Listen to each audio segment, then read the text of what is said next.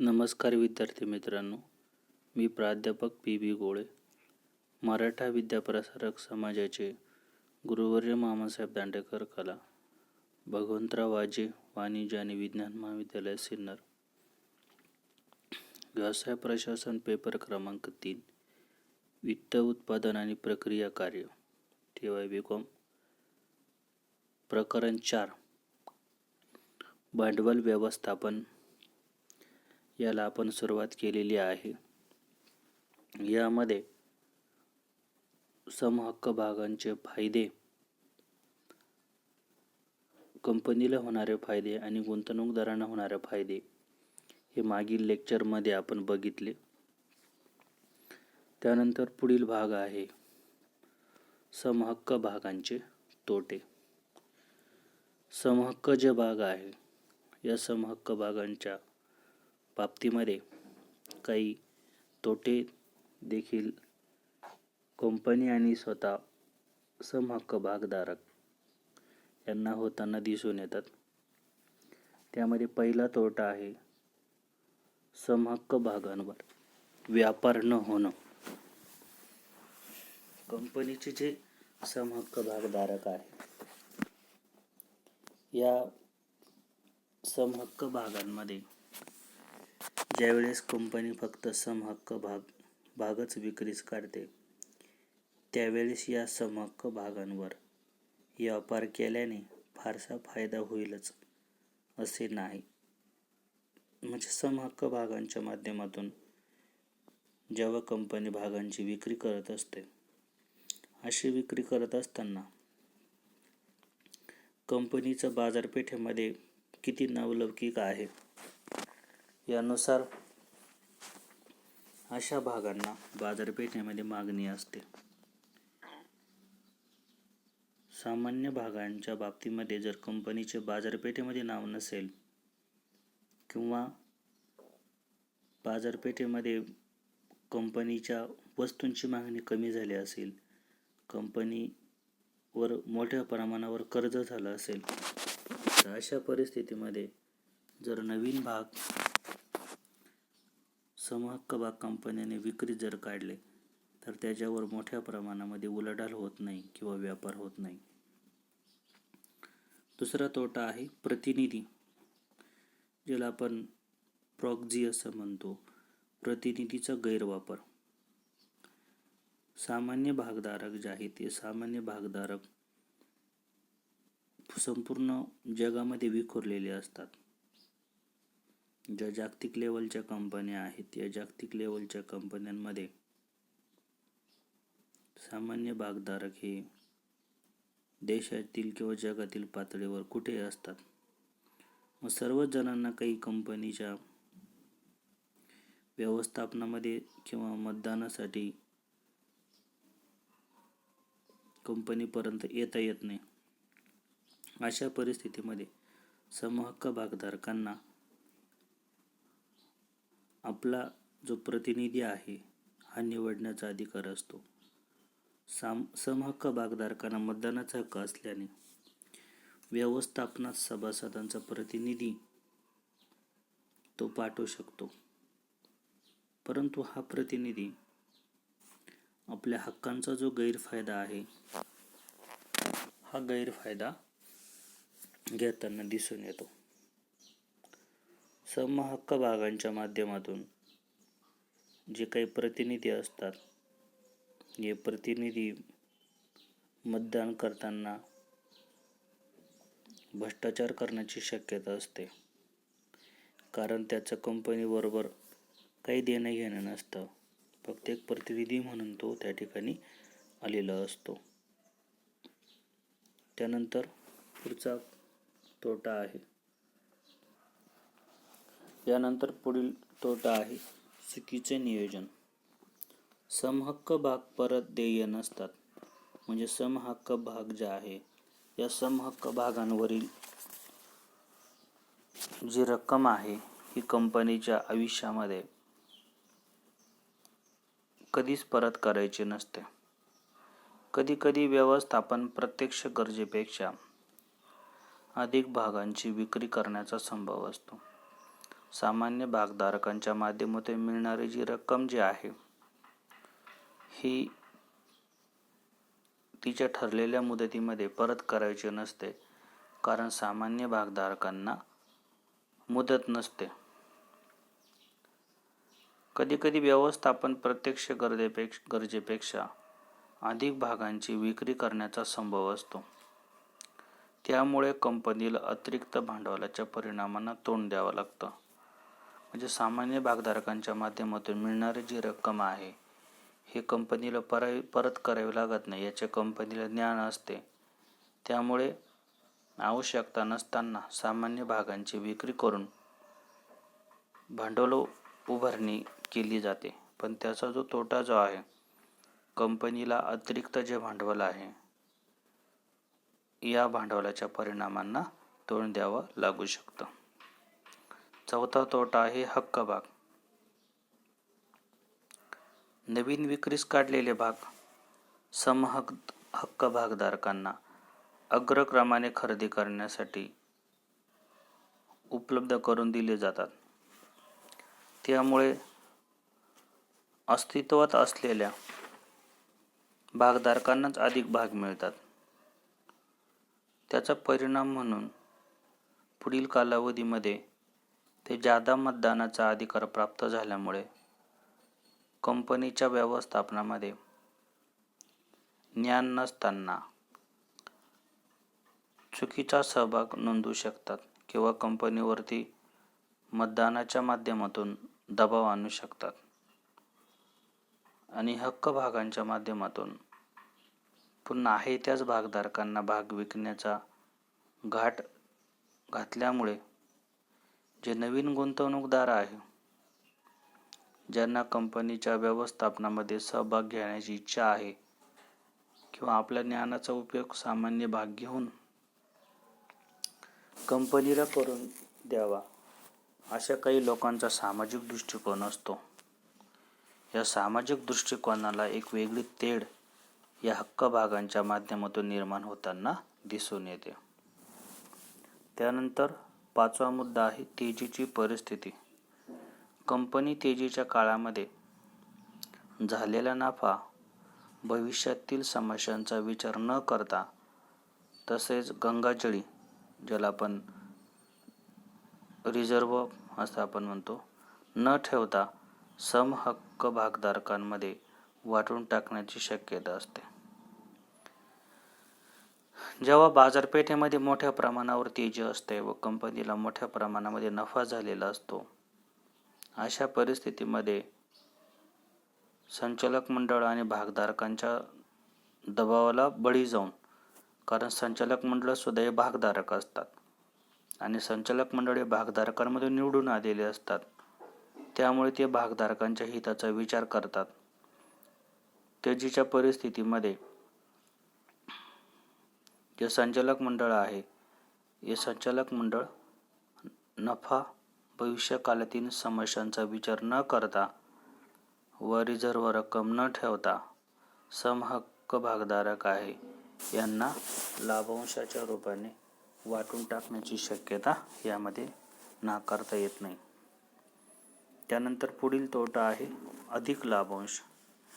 ज्यावेळी लाभांश अधिक प्रमाणात वाटला जातो त्यावेळेस भागाच्या किमती वाढतात. त्याचा परिणाम म्हणून साठेबाजीला चालना मिळू शकते. ज्यावेळेस कंपनी सामान्य भागधारकांना जास्त दराने लाभांश जाहीर करते त्यावेळेस बाजारामध्ये सट्टेबाजी वाढू शकते किंवा कंपनी जी आहे या कंपनीला अतिरिक्त नफा मिळतोय असं स्पर्धकांच्या लक्षात आल्यामुळे जे स्पर्धक आहे किंवा नवीन उत्पादक आहे त्याच प्रकारच्या स्वरूपाच्या वस्तू घेऊन बाजारपेठेमध्ये उतरण्याची शक्यता असते. यामुळे कंपनी जी आहे या कंपनीला अनपेक्षित स्पर्धेला तोंड द्यावं लागू शकतं. त्यानंतर पुढचा आपला नवीन टॉपिक आहे अग्रहक्क भाग. जे गुंतवणूकदार गुंतवणूक करताना जास्त साहस दाखवत नाही, सामान्य भागांच्या बाबतीमध्ये आपण बघतो की सामान्य भाग खरेदी करणं हे एक साहस आहे, कारण की त्याच्यावरती लाभांशाचा दर निश्चित नसतो. कंपनीला जर मोठ्या प्रमाणामध्ये नफा जर झाला तरच सामान्य भागधारकांना लाभांश मिळतो, अन्यथा त्यांना लाभांश देखील मिळत नाही. अशा गुंतवणूकदारांना कंपनीचे भाग घेण्यासाठी आकर्षित करण्यासाठी कंपनी अग्रहक्क भागांची विक्री करते. 19व्या शतकामध्ये ब्रिटनमध्ये ज्यावेळी रेलरोड प्रकल्प हाती घेण्यात आला त्यावेळी अशा प्रकारचे अग्रहक्क भाग अतिशय लोकप्रिय ठरले होते. हे भाग लाभांशाची हमी देणारे भाग होते. समहक्क भागधारकांना समहक्क भागधारकांपेक्षा अग्रहक्क भागधारकांना लाभांश मिळण्याचा अग्रहक्क असतो. जे काही सामान्य भागधारक आहेत या सामान्य भागधारकांच्या अगोदर अग्रहक्क भागधारकांना लाभांश दिला जातो, म्हणून त्यांना अग्रहक्क भाग असे म्हणतात.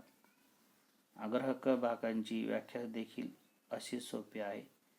अग्रहक्क भाग म्हणजे असे भाग की ज्या भागांना कंपनीमधून लाभांश मिळवण्याचा अग्रक्रम दिला जातो त्यांना आपण अग्रहक्क भाग असे म्हणतो. अग्रहक्क भाग म्हणजे असे भाग की ज्यांच्यामुळे लाभांश मिळवण्यास व कंपनी बंद करताना भांडवल परत मिळवण्यास अग्रक्रम मिळतो आणि या भागधारकांना सीमित अशा मतदानाचा अधिकार असतो. अग्रहक्क भागधारकांचे जेव्हा आपण प्रकार बघू तेव्हा कोणत्या भागधारकांना मतदानाचा अधिकार आहे हे आपण बघणार आहोतच. भारतीय कंपनी कायदा 1956 नुसार अग्रहक्क भाग म्हणजे कंपनीच्या भागभांडवलाचा असा भाग की ज्या भागधारकांना पुढील अग्रक्रम असतो. पहिला अग्रक्रम आहे ठराविक दराने लाभांश प्राप्ती. दुसरा फायदा आहे किंवा अग्रक्रम आहे कंपनी बंद करताना भांडवल परत मिळवण्याचा हक्क. म्हणजे कंपनी कायदा 1956 नुसार सामान्य भागधारकांना लाभांश मिळतो आणि जेव्हा भांडवलाची रक्कम परत करायची आहे तेव्हा अग्रक्रमाने सामान्य भागधारकांपेक्षा अगोदर या भांडवलाची रक्कमही परत केली जाते. अग्रहक्क भागधारकांना समहक्क भागधारकांच्या अगोदर कंपनीच्या नफ्यातून ठराविक दराने लाभांश मिळतो. कंपनीला झालेला निव्वळ नफा अग्रहक्क भागधारकांना ठराविक दराने दिला जातो. यानंतर पुढील यातीलच आपला मुद्दा आहे अग्रहक्क भागांची मूलभूत वैशिष्ट्य. यामध्ये पहिलं वैशिष्ट्य आहे ठराविक दराने लाभांश मिळतो. अग्रहक्क भागधारकांच्या लाभांशाचा दर हा निश्चित असतो. दुसरं वैशिष्ट्य लाभांश मिळवण्यात अग्रक्रम असतो. सामान्य भागधारकांना जे लाभांश आहे हा लाभांश अगोदर मिळत असतो सामान्य भागांच्या. तिसरं वैशिष्ट्य कंपनी बंद करताना भांडवल परत मिळवण्याचा अग्रक्रम असतो. जेव्हा कंपनी बंद पडते किंवा कंपनी विसर्जन होतं तेव्हा आपलं जे भांडवल आहे हे भांडवल परत मिळवण्याचा देखील त्यांना हक्क असतो. त्यानंतर चौथं मतदान करण्याचा हक्क सामान्य भागधारकांना नसतो. अग्रहक्क भाग म्हणजे कंपनीच्या भांडवलामध्ये भागधारकांना मर्यादित समहक्क भाग असतो. समहक्क भागधारकांच्या कंपनीच्या भांडवलामध्ये पूर्णपणे समभाग असतो. यानंतर अग्रहक्क भाग जे आहेत या अग्रहक्क भागधारकांचे फायदे बघूया. पहिला फायदा आहे ठराविक उत्पन्न. ज्या गुंतवणूकदारांना सुरक्षित आणि त्यांच्या गुंतवणुकीवरती निश्चित उत्पन्न मिळवण्याची अपेक्षा असते अशा गुंतवणूकदारांना अग्रहक्क भागात गुंतवणूक करणं फायद्याचं ठरतं, कारण या अग्रहक्क भागांवर ठराविक दराने निश्चित असा लाभांश दिला जातो. म्हणजे गुंतवणूकदाराच्या बाबतीमध्ये सुरक्षितता आणि निश्चित उत्पन्न मिळण्याची ज्यांना अपेक्षा असते अशा गुंतवणूकदारांना अग्रहक्क भागामध्ये गुंतवणूक करणं फायद्याचं ठरतं, कारण की अशा अग्रहक्क भागावरती ठराविक दराने निश्चित असा लाभांश यामध्ये मिळत असतो. दुसरा फायदा आहे लाभांशाचा ठराविक दर.